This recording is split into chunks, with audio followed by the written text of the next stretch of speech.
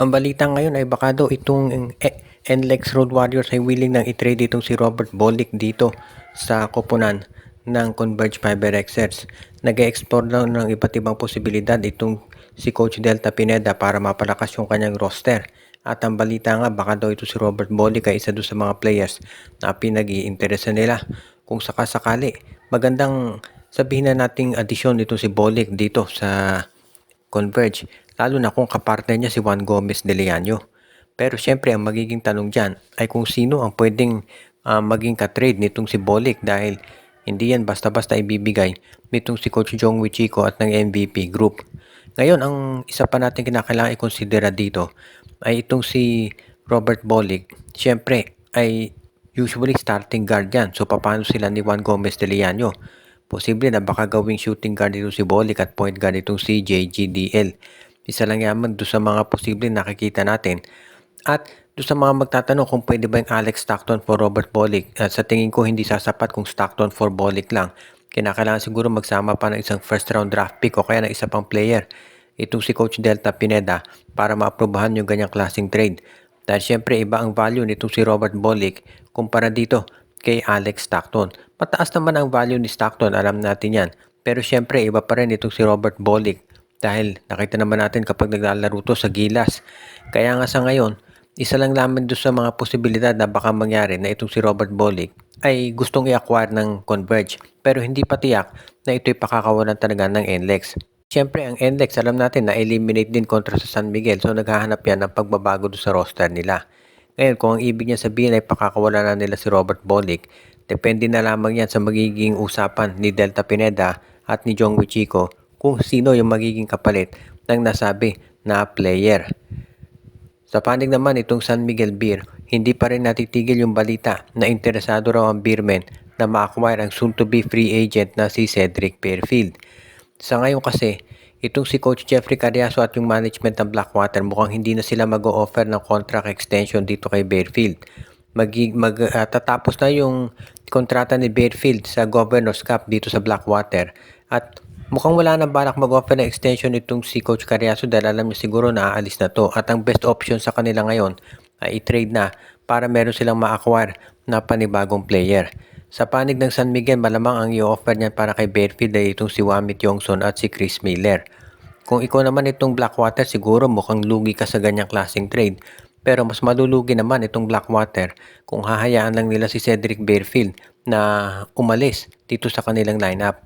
Kaya kailangan pag-isipan nilang mabuti yan. Or at the very least, i-alloc na nila si Fairfield sa iba pang mga teams. Baka mas maganda offer.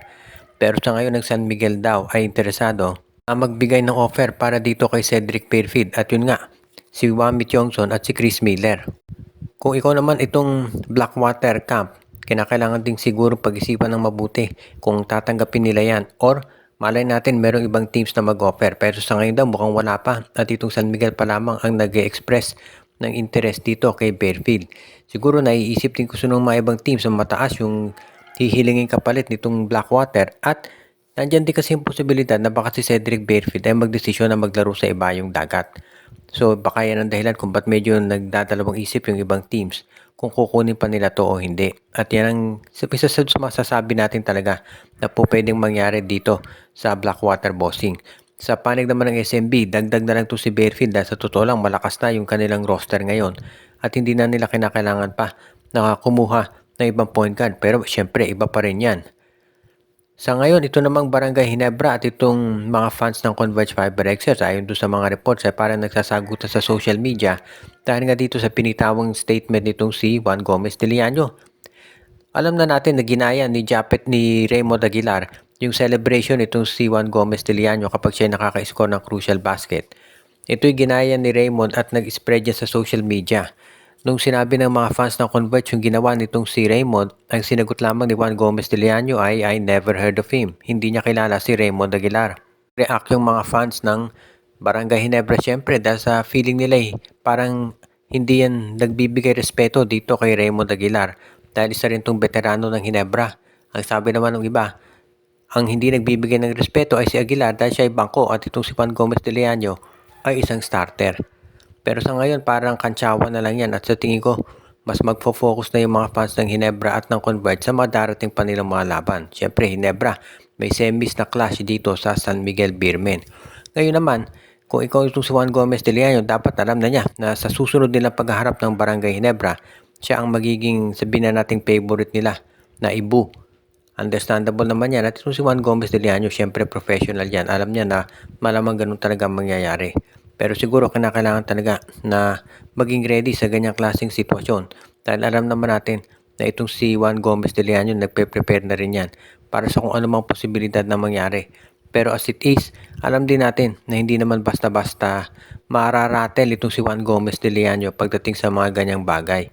Ngayon naman, kung ikaw si Raymond Aguilar, alam din natin na parang katumaan lang naman yung nangyari dito. So, hindi na siguro yan dapat na maging isa pang major issue pagdating dito sa paghaharap nitong Barangay Ginebra at syempre pati na rin nitong koponan ng Converge Fiber Xers.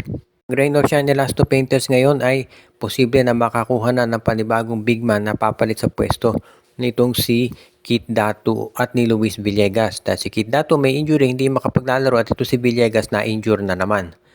So sa ngayon mukhang ang pinag-aaralan daw nitong si Coach Yeng Yao na baka makuha niyang big man ay itong si Andon Ramirez mula dito sa koponan ni Coach Jong Wichiko o di kaya naman ay si JR Kinyahan mula dito sa, alam natin naglalaro yan sa MPBL.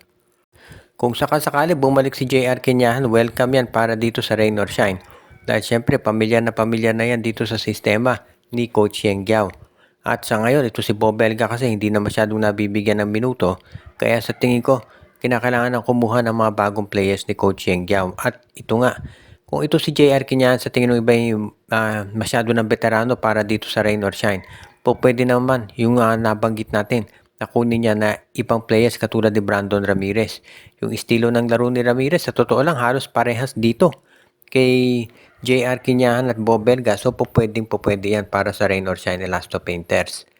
Sa ngayon kasi, very disappointed pa rin yung ROS dito sa nangyari nga na pagkatalo nila sa serye kontra sa, alam na natin, itong Meralco Bolts. Pero ganun pa man ang nangyari, ready pa rin itong si Coach Yeng Yao na gumawa ng paraan para makabawi. Dahil alam naman ni Coach Yeng na kinakailangan talaga na sa susunod maging mas maganda yung kanilang magiging laban at yung preparasyon nila.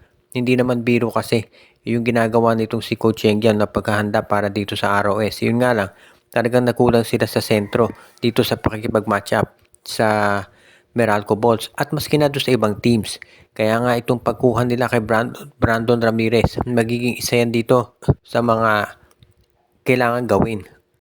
Binabati natin yung ating mga taga-subaybay na sila RG Bueno at Dalina family, si Jonel Alagon, si Joshua Giray Espejo at Rosales family. Binabati din natin si Anthony Alon, si Monty Guzman, si Ireneo Salangsang, si Malyari Mascareñas, si Dexter Domer, si Ronald Berbosidad, pati na rin yung iba pa nating mga viewers katulad ni Katsakino Dokusin, Romeo Conchada at iba pa.